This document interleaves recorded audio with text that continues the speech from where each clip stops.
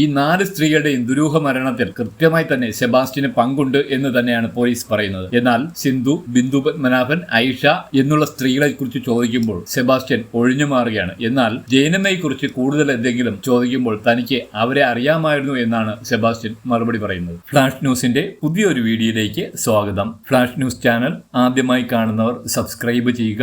നിങ്ങൾക്ക് ഈ video പ്രയോജനപ്പെടുകയാണെങ്കിൽ like ചെയ്യാനും ഷെയർ ചെയ്യാനും ശ്രമിക്കുക. ഫേസ്ബുക്കിൽ ഫ്ലാഷ് ന്യൂസിന്റെ പേജ് ആദ്യമായി കാണുന്നവർ ഫോളോ ചെയ്യാനും ലൈക്ക് ചെയ്യാനും ഷെയർ ചെയ്യാനും ശ്രമിക്കുക. എന്നാൽ ഇവർ ആരുമായും തനിക്ക് വഴിവിട്ട ബന്ധങ്ങൾ ഉണ്ടായിട്ടില്ല, എല്ലാവരെയും അറിയാം, പരിചയമുണ്ട് എന്നല്ലാതെ ഇവരെ കാണാതായതിനെ കുറിച്ചോ തിരോധാനത്തെ കുറിച്ചോ തനിക്ക് യാതൊരു തരത്തിലുമുള്ള വിവരവുമില്ല എന്നുകൂടി സെബാസ്റ്റ്യൻ പോലീസിനോട് മൊഴി കൊടുക്കുന്നു. ഈ മൊഴി തന്നെയാണ് പോലീസിനെ വട്ടം കറക്കുന്നത്. എന്തായാലും സെബാസ്റ്റ്യന്റെ ഗ്രാനൈറ്റ് പാകിയ തറയ്ക്കടിയിൽ നിന്ന് ദൃശ്യം മോഡൽ മനുഷ്യന്റെ അസ്ഥികൾ പോലീസ് കണ്ടെടുക്കുമ്പോൾ കേരള പോലീസും ആഭ്യന്തര വകുപ്പും ഞെട്ടിത്തരിച്ചു നിൽക്കുന്ന കാഴ്ചയാണ് കാണാൻ കഴിയുന്നത്. ഈ വാർത്ത ദേശീയ തലത്തിൽ വലിയ ശ്രദ്ധ നേടുകയാണെങ്കിൽ പിണറായി വിജയൻ സർക്കാരിന് തന്നെ അത് അപമാനകരമാകുന്ന തരത്തിലേക്ക് കാര്യങ്ങൾ മാറും. കേരളത്തിൽ വർഷാവർഷം ഇതുപോലെ പല സ്ത്രീകളും കൊല്ലപ്പെടുന്നുണ്ട്, കാണാതാകുന്നുണ്ട് എന്ന് പറയുമ്പോൾ കേരളത്തിലെ ആഭ്യന്തര വകുപ്പും കേരളം ഭരിക്കുന്ന ഗവൺമെന്റും എന്തെടുത്തിരിക്കുകയാണ് എന്നുള്ള ചോദ്യം എന്തായാലും ദേശീയ തലത്തിൽ നിന്ന് ഉയരും എന്ന് തന്നെയുള്ള ഒരു വർത്തമാനം വരുന്നുണ്ട്. ഇത് 150 പവന്റെ സ്വർണ്ണാഭരണങ്ങൾ തന്റെ കൈവശമുണ്ട് എന്നാണ് സെബാസ്റ്റ്യൻ തനിക്ക് പരിചയമുള്ള ആളുകളോടെല്ലാം വ്യക്തമാക്കിയിരുന്നത്. പലർക്കും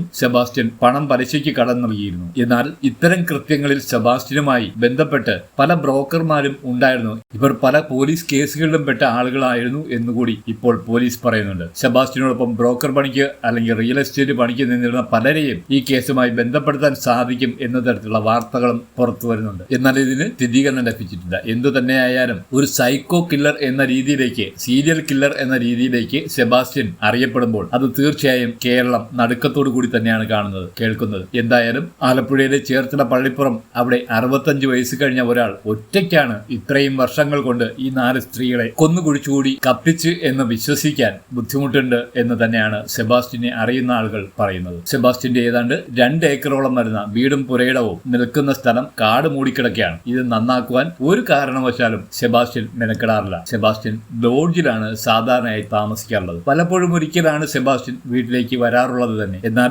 ഐഷ കൊല്ലപ്പെടുന്നതിന് 2 ദിവസം മുമ്പ് സെബാസ്റ്റ്യന്റെ വീട്ടിലേക്ക് വന്നത് കണ്ടവരായുണ്ട്. അല്ലെങ്കിൽ ഐഷയുടെ തിരോധാനവുമായി ബന്ധപ്പെട്ട് ഐഷയെ കാണാതാവുന്നതിന് 2 ദിവസം മുമ്പ് സെബാസ്റ്റ്യന്റെ വീട്ടിൽ അവർ വന്നതായി കണ്ട ആളുകൾ പറയുന്നുണ്ട്. ഇപ്പോൾ സെബാസ്റ്റ്യന്റെ വീട് കാട് മൂടി കിടക്കുന്നു എന്ന് പറയുമ്പോൾ തികച്ചും ട്രാക്കുള കോട്ട പോലെ തന്നെയാണ്, അല്ലെങ്കിൽ പഴയ ഭാർഗവി നിലയം പോലെ തന്നെയാണ് സെബാസ്റ്റ്യന്റെ വീടും പുരയിടവും നിൽക്കുന്നത് എന്ന് പറയുമ്പോൾ ഇത് പ്രേതാലയത്തിന് തുല്യമായി തന്നെ നിലകൊള്ളുന്നു. ഇത് വെട്ടിത്തെളിച്ച് സഞ്ചാര യോഗ്യമാക്കുന്നതിനോ അല്ലെങ്കിൽ കൂടുതൽ അന്വേഷണം നടത്തുന്നതിനോ ആണ് ഇപ്പോൾ പോലീസ് ശ്രദ്ധ കേന്ദ്രീകരിച്ചിരിക്കുന്നത് എന്നറിയുന്നു. എന്നാൽ ഇപ്പോൾ സെബാസ്റ്റ്യന്റെ വീട്ടിലെ ഗ്രാനൈറ്റ് പാകിയ തറ പൊളിച്ചു പരിശോധിക്കുമ്പോൾ മനുഷ്യരുടെ നിരവധി അസ്ഥികളാണ് കിട്ടിയിരിക്കുന്നത്. ഇനിയും ഈ വീടിനെ ചുറ്റിപ്പറ്റി, സെബാസ്റ്റ്യനെ ചുറ്റിപ്പറ്റി എത്ര ദുരൂഹതകളാണ് ഉള്ളത് എന്ന് സമഗ്രമായ അന്വേഷണത്തിലൂടെ മാത്രമേ പുറത്തു വരികയുള്ളൂ. അധികം വൈകാതെ പോലീസ് ഇത് തെളിയിക്കും, ഇതിന്റെ ചുരുളഴിയും എന്ന് തന്നെ നമുക്ക് പ്രത്യാശിക്കാം.